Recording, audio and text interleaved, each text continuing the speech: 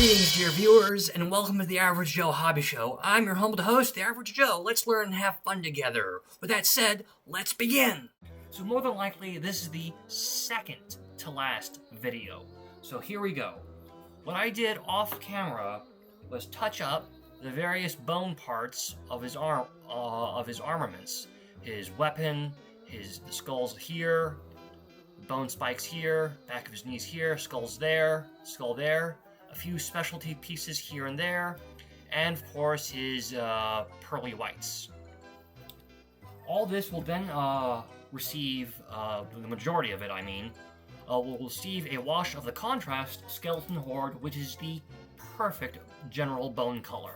But contrast paints are a great way to apply certain colors very quickly to certain areas. They really help define what something looks like. Now the key to contrast paints is that you have to start with a much lighter color, because this goes well over white. As you can see here, it's now looking very tan and bony. You see? See the difference between the one on the left and the one on the right? It's perfect. Now for his wee little teeth. Right in there, nice and carefully, nice and gentle. One of the things you have to watch out for with contrast paints is that it can pool very easily in certain locations. It can therefore make it messy and thick. So whenever you work with contrast paints, be sure to spread it out and mop up anything that's left over on a cleaner brush so it's all nice and even and pretty. Not that this thing is pretty at all. Yuck. Now for the most important part is horns, which I've been holding off until now. So let's apply this nice and strong. The skeleton horde isn't going to hurt the copper coloring so much, so I'm just going to apply it right over it. There you go. You can see the difference between just a pure white and the skeleton horde over here. The difference is very striking, and it helps create a good foundation for bone. Bone, cloth, tan, things like that. And there you have it, skeleton horde applied all over the final white parts. While I wait for the skeleton horde to dry, I'm coming back to KRAKEN Crimson for a few special effects around his flesh features and other things. I'm going to apply it to these orbs I've placed in the back here, which has a very specific purpose, which you will see eventually. You're going to love it. Now that the skeleton horde is dry, I'm going to dry brush very carefully some USHABTI bone across the various bone parts, including his teeth, the skulls, and his horns. I'm going to use a very large brush, because again, I'm going to try to gently dry brush USHABTI bone across the skeleton horde areas to ensure that I don't, mess it up, but I still get that same dry brush effect that I'm looking for. So for dry brushing, you just want to flick the brush back and forth in a controlled motion so it just gets the highest parts of wherever you're brushing the brush along. Now finally, to highlight his teeth, just a quick swipe up the center for each tooth.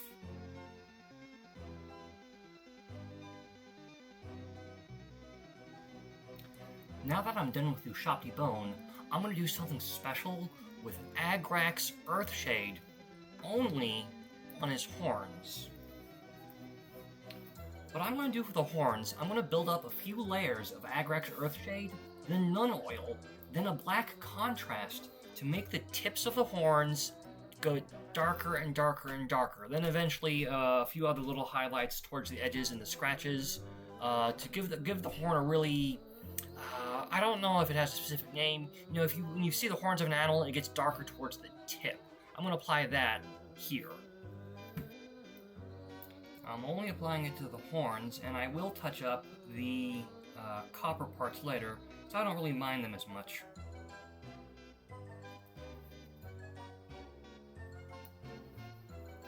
Now for a trick like this, you have to work by layers to get the desired effect you want. And I started from the bottom and I worked my way up. I want to avoid getting it too dark towards the base, so now I'm going to start from the top and work my way down, say about just before it reaches the band here and then the equivalent side there. So applying multiple coats to help darken it. More towards the tip, the closer I get to the tip. The third stage of layering of the Agrex Earthshade is now only go about halfway up the main part, right to where that first scar is. Make it nice and dark.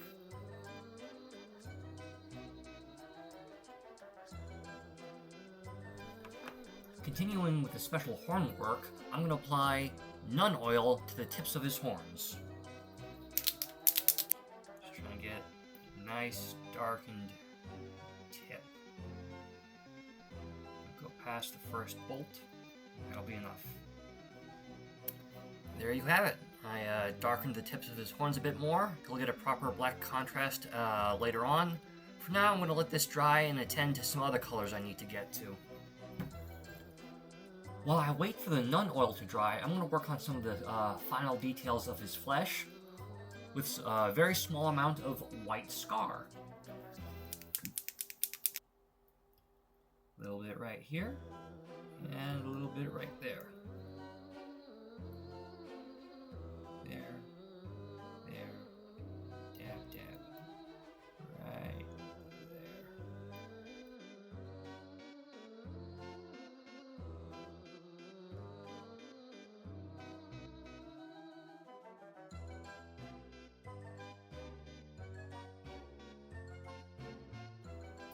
And that is the extra white effect I wanted to apply. I just want to make the little nodules on his flesh and the ones on his back stand out a bit more. There, and there.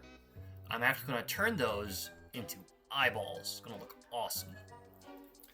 Now that the NULN oil is dried, I'm going to apply black Templar contrast to the tips of his horns. Just try to build up some layers, get it nice and dark. He's ready to gouge people with them.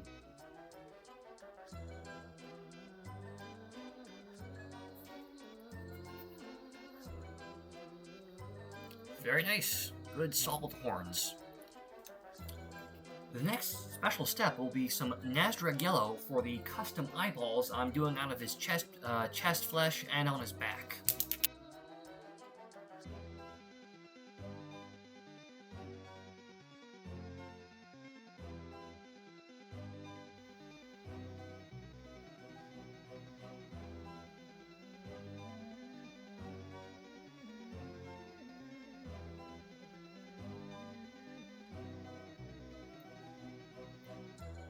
Anybody in the mood for some eggs?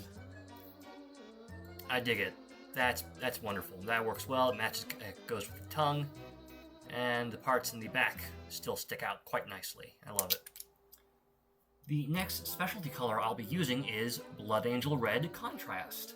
I'll apply it to a few dots on his flesh and create some vein effects on the big eyes on the back. And now draw some lines coming off the flesh here to look like veins and arteries and such.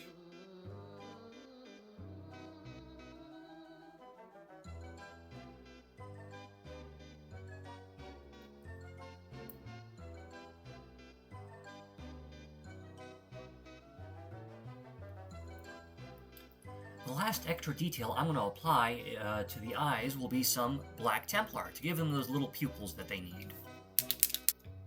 And this final eye right here.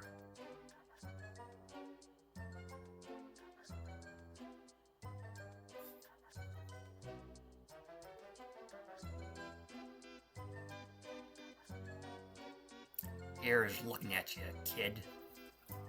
Only a few special details are left on this model's general appearance. The brass of his horns, some extra details on the horns, things like that, the copper, brass stuff, and that's about it. So I decided I'm going to focus on his base now, and that's going to be the real fun part. So let's get started. First up, I'm going to use this color, MOURNFANG Brown, and that will be the foundation for his base.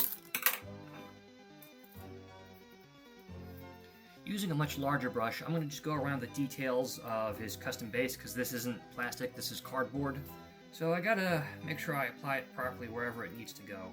I'll then use a much smaller brush to fill in other details and do touch-ups that I need for things like the sandbags and so on.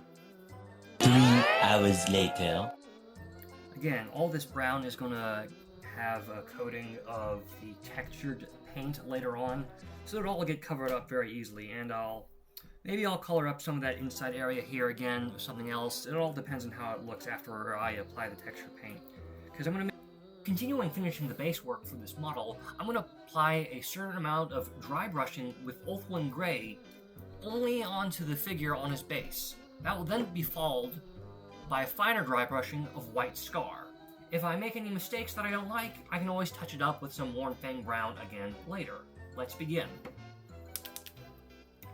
I'm going to paint his feet black, so I'm just going to avoid dry brushing there. So this is just going to be a general dry brushing across everything. I'll apply some paints, contrast paints later over him, and that will tidy everything up and tie it all together.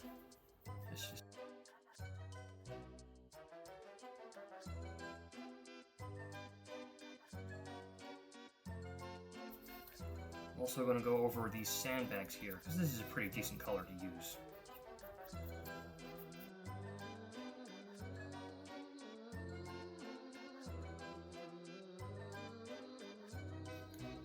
I'm dry brushing with white scar with a much broader brush, because I only wanted to go over the highest details on this part.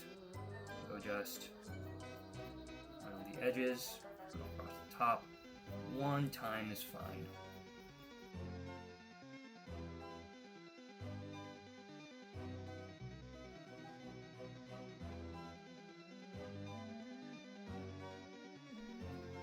Continuing the base work for Ghoul, I'm going to focus mostly on the little body on his base for a while.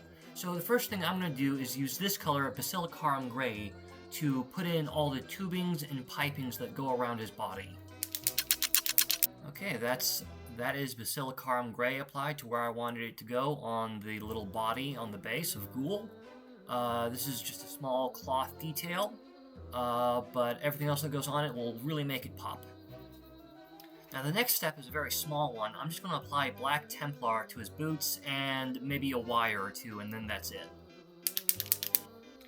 I'm going to reapply a white base coat to the straps on his boots, just so I can make the boot straps a different color and make everything stand out properly.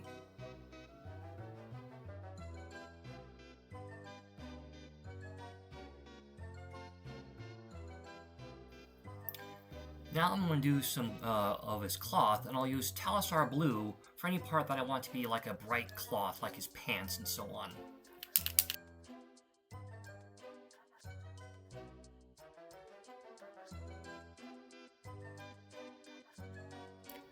Having finished the blue, which is going to be all the cloth parts, the next part I'm going to do is Blood Angel Red, which will be the interior parts of his armor. Not the trim of the armor, which will be gold, but the interior parts.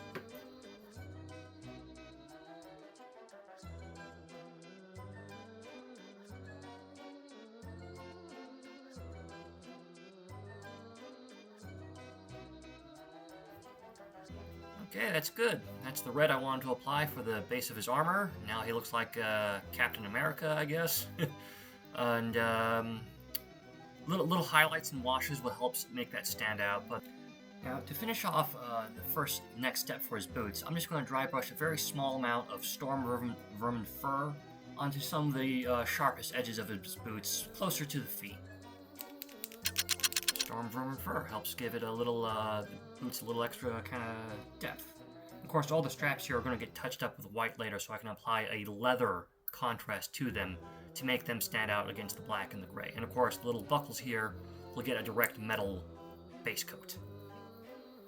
Now, in painting, especially contrast painting, you're going to have to go back and do touch-ups quite a lot to fix any mistakes you might have gotten with the brushes when using the very liquidy contrast paint. So I'm going to apply CORAX WHITE to a few spaces, as well as to highlight some other things that I need to apply new colors to. First off, right through the center of his eye lens, I'm going to directly apply the CORAX WHITE. I'll actually paint a white stripe right down the center. I'll just color that with the leather color. Perfect. Let's see if I can get these straps on the back.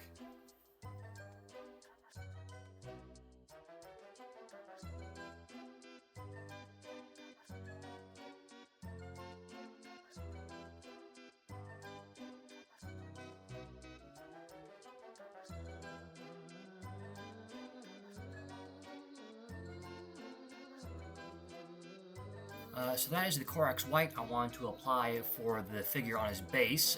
Get the leather, all that is mostly for leather straps and a few other details. And I will finish those details right now. Warp Lightning for his lens and on his gauntlet. Open Wound, leather color. Black Templar for a small detail I missed earlier. And plain old Lead Belcher to finish out the metal details on his boots, his gauntlet, and other things like that. I'm just going to fill in a very small detail on his gauntlet. Just these two little buttons right here.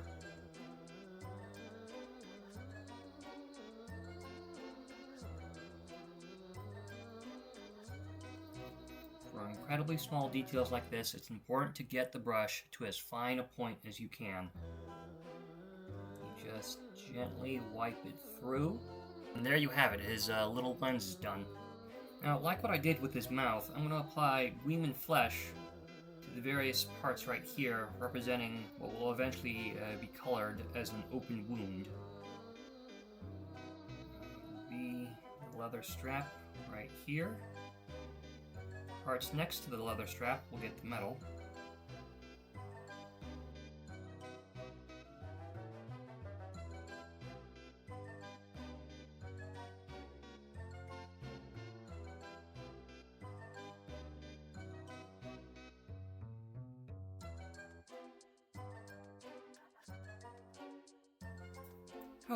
Yeah, and that's all the little specialty details so far for the figure on his base.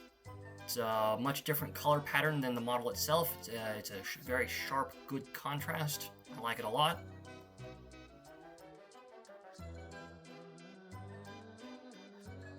Guy.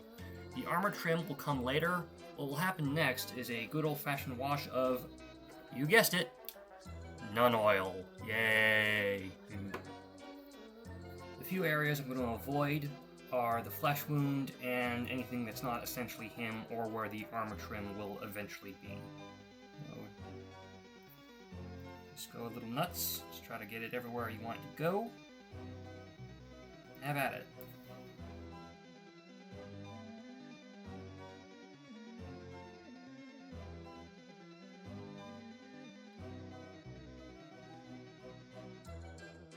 I did a bunch of touch-ups and fixes and misses off camera.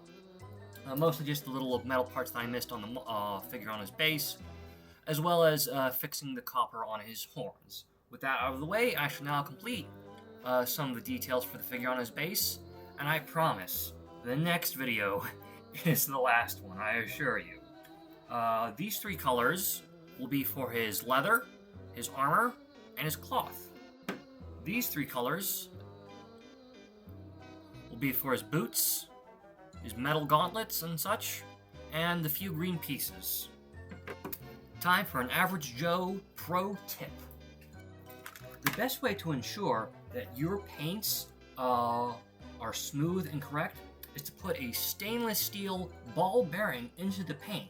That's why you hear my paint cans rattle when I shake them, because that's the little ball bearing jumping up and down inside this paint.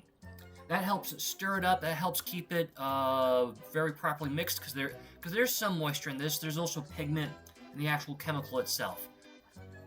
There you go. You can see the difference. Still a little liquidy, but it's much thicker, much more proper. Now I'll just mix those together and it'll be ready to go. Since this paint is already so thin and watery, this is more of a glaze over these leather parts, so it's not super noticeable. It's just about creating a small, gentle highlight.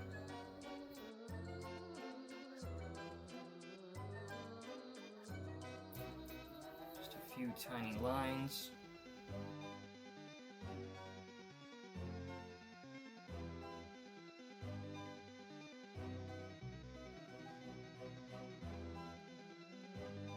It was at this moment that he knew. He f***ed up. Well, it's better than nothing. So just at these absolute finest edges in this cloth here.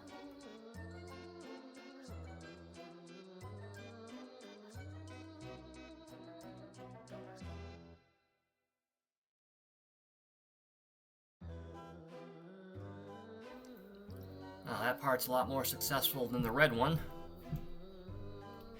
Now it's highlighted. Wonderful. Next, Administratum Gray will simply highlight his boots, his gloves, and some of the wires and pipes. This part is much easier. I'm just wiping a few lines across his feet. Not too thick.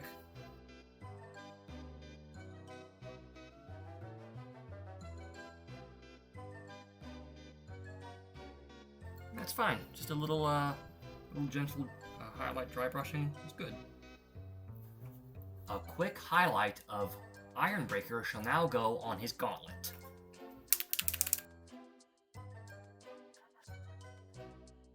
There you go. That's the application of Ironbreaker to all the little metal pieces that I wanted.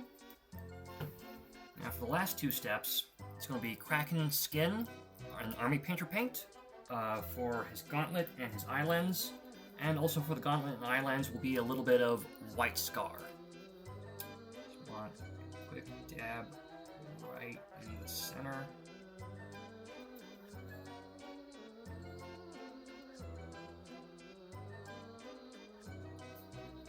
The very last detail, two little dots right on his gauntlet. Don't know if you can even really properly see it.